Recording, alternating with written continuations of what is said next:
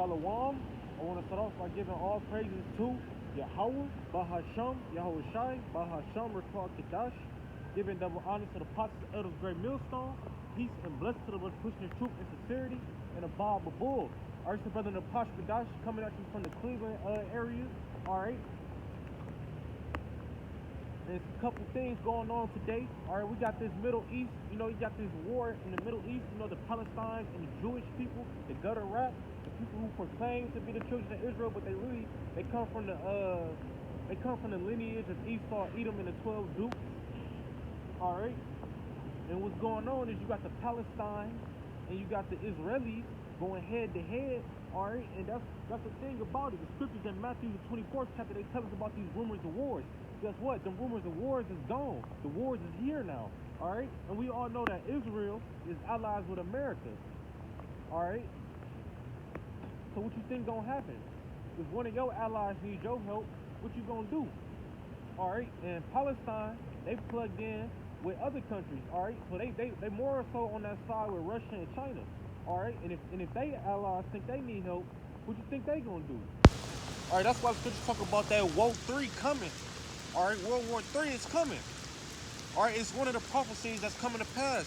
The Woe 1 has passed. Woe 2. Woe meaning death and destruction. That's what World War was. It was death and destruction. Alright?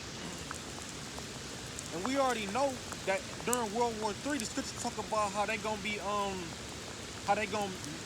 Lord gonna plead with his people against all nations in the battle in the valley of Jehoshaphat, according to Joel chapter 3. I'm gonna pull that out in a second. Let me just speak real quick. Alright? And since we know that these prophecies coming to pass, we should know by now that we in the end times. We've been in the end days since Yahushua died. And all these prophecies coming to pass. Come on, we in a time period where they telling you can't do this, and that without the vaccine. What do you think that's gonna lead to? That's gonna lead to the chip. Alright, that's pre-game for the chip. When the chip come, they gonna tell you, yeah, you can't come in here if you ain't got no chip. You can't pay for that if you ain't got no chip. Alright, it's gonna come to the point where they gonna be like, hey, he gotta die. He not with us. And that's when we gotta be ready to either we give our lives or fold. That's what it's gonna come down to. Alright, and all of us not gonna see death. According to Mark chapter 19, it say, and there shall be some, I forget what verse it was, but it's Mark, the 19th chapter, it say, and some shall not see death. Alright? It's talking about us believers. Alright, some of us not gonna die. We're gonna live eternally. Alright, and the ones that do die, they gonna live eternally too. They gonna be the first ones to be raised up from the dead. Alright? All these scriptures, all these prophecies, they come into pass, and some of them already passed. The mark of the beast is here. Alright? Like I said, that vaccine is just a pre-game to it. Esau throwing it in your face. He's telling you, hey, that's why the scriptures say we wrestle not against flesh and blood, but against darkness and principalities of high places. We not fighting, you know what I'm saying? We not fighting with our hands. We not fighting. This is not a war with swords and catapults.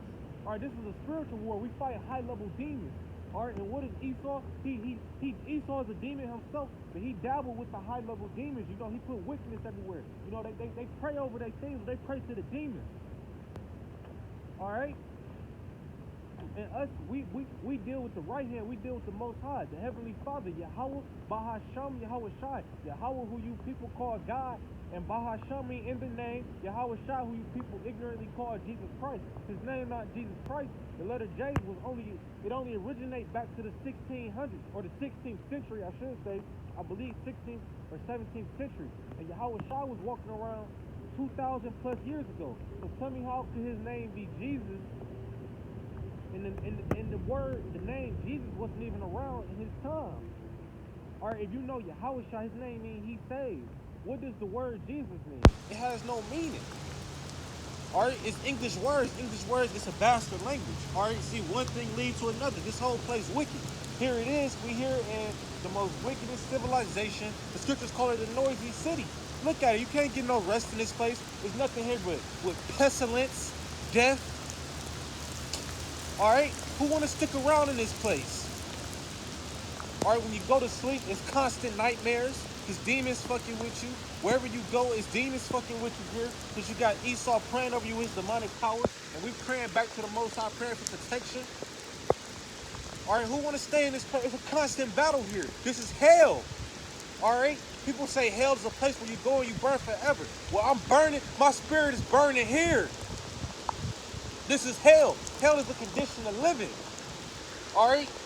Go tell them Palestinians that's getting slaughtered by the Israelis, those fucking gutter rats, that hell is a place that burns forever. Go tell those fucking heathens in Africa who starving to death every day, hell is a place where you burn forever. Go tell the fucking Jakes living in them Compton fucking hoods and these fucking Cleveland hoods and all these hoods around America that's well known around the world, known for having some of the shittiest hoods. Go tell them hell is a place that burns forever. And they'll tell you I'm already in hell. We already in hell. What else could Esau take from us? They didn't took our fucking heritage. They took our women. All right, they got our fucking lives. They got us, bent over with our heads on the guillotine. What else can they take from us? Our lives ain't worth shit in this place. But the scriptures say, he that loses his life shall gain it, and he that gain his life shall lose it. Scriptures say, pray without ceasing as well. Guess what? We're praying to get delivered out of this place. I ain't praying to be here for another 5 years. I'm praying for deliverance. I don't want to live here no more. There's nothing here but fucking pestilences that ache the body, diseases that kill our friends and family, demons that toy with you. You got to deal with fucking Esau. You got to get a job and work in his society to make a living here. Then they give you the fucking crumbs and tell you to make do with it. Then they tax it on top of that. Our women is hard lot here. It ain't no more queens. It ain't no more princesses here. All we got is hard lot to deal with. Habakkuk chapter 2. I think it's chapter 7, verse 12, saying your wife shall be a harlot into the city, meaning many men that slept with her. By the time you didn't wife her, by the time you didn't marry her, she done been with 20 other men. That's embarrassing. They done gave your son as a harlot and your wife and your... Come on, man. Fucking half of our generation, half of my generation claiming to be LGBTQ community plus. Come on, you people don't remember Sodom and Gomorrah when it was burnt like ash? When it rained fire on the city? What you think gonna happen here? You think the Lord taking it lightly that his men, the hopeful elect, the elect, the prophets getting treated like shit? You got people like creepy vocab coming up against the brothers, trying to make us look bad, calling us rapists, calling us women abusers, calling us all type of blasphemous names. When all we really trying to do is show love to our people and tell them to come back to the Most High, tell them to follow the laws, statutes, and commandments. Tell them that, hey, get out of this wickedness, come out of this place, or you're going to be destroyed. They look at us and they tell us that we're the evil ones. That's why Galatians chapter 4, verse 20 tell you, woe to them that call evil good and good evil. All right, because they tell you, yeah, get a life here, survive here, be what you want to be. But the Most High don't say that. The Most High say follow his commandments. He tell you to come out of this Sodom and Gomorrah, this LGBTQ community queendom. He tell you to stop committing adultery. He tell you don't rob and kill one another. But what Esau tell you? Hey, you can make it rapping if you just go ahead and slide. Hey, you can make it rapping if you just, sell a little cocaine to your people, sell a little bit of heroin. All you gotta do is sell a little bit of drugs. It's gonna put you on. Hey, all you gotta do is just a little bit of wickedness. People don't even realize. They say, oh, he sold his soul. You did too, because you a sellout. They don't even realize, hey, you fucking gave up from the Most High. You sold your soul. Guess what? You just handed it over. You don't even get nothing for it, because you still living in the fucking slums. And 9 times out of 10, people really do sell their souls. They end up dead or back in the slums, back in the hoods, back in the ghettos. All right, it's an artist that go by Coi Leray. She was saying how her father, even though he a well-known musician, how his fucking house got foreclosed, all right? How they lights was off. If he's so famous and he's so wealthy, why Esau ain't give him another check? Because the moment he started trying to influence negativity on the people, Esau cut him off. So he had his moments of fame, all right? Scriptures say, what shall a man gain if he gain the world but lose his soul? You don't gain nothing, because ultimately this place getting destroyed. This place getting destroyed, man. You're not gonna be here for too much longer. So if you selling your soul, and you're gonna be mad as hell if you sell your soul right now. Cause sooner or later, you're gonna see a message come out of nowhere. Boom! And out of nowhere, we gone. We out of here. We beamed up. You're gonna see a chariot. They're gonna start coming in. Come on, let's talk about them chariots. You know, the Pentagon, they already them said that chariots are or UFOs. They're not really UFOs, because we know what they are. We the affiliates and followers of GMS and the GMS members, we know what they are. They're chariots of the Most High. Them the rods that the angels that they use to get around in. Alright, then what we gonna use to get around in? They flying around doing the Most High's work. Did not a chariot show King David where to go? Did not a chariot? All right, did not a chariot come down with flaming fire to separate the Egyptians from Moses? They always been doing the work. But here in Babylon, they tell you, hey, them got little green aliens and things in them.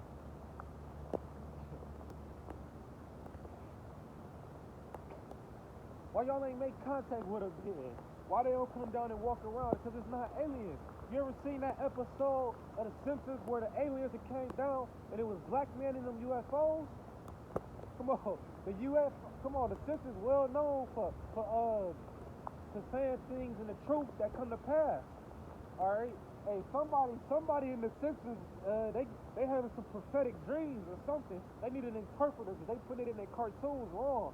All right, they showing it, but they ain't telling you what it is. It ain't no globetrotters and those spaceships. Them angels are the Most High. And if you haven't seen it, go look it up. Black men come out of a spaceship on the Simpsons episode. See, because Esau, they know the truth. But you know why? Because they a devil, a deceiver. And to deceive, to lie. And to deceive and to lie, you got to know the truth. Alright, because a lie is a perversion of the truth. Alright, and what is Esau? He's a fucking devil. He's the ultimate devil. Alright? He's the physical counterpart to Satan. Alright? He the one told you people, you African American. How can you be African and American? Africa was conquered by Africanus, America by Ameriviscos. He got you out here, he got you out here named after two white men. You think you named after a continent? You think them Africans? That's called the land of Ham. Alright, because the Canaanites, the Ham.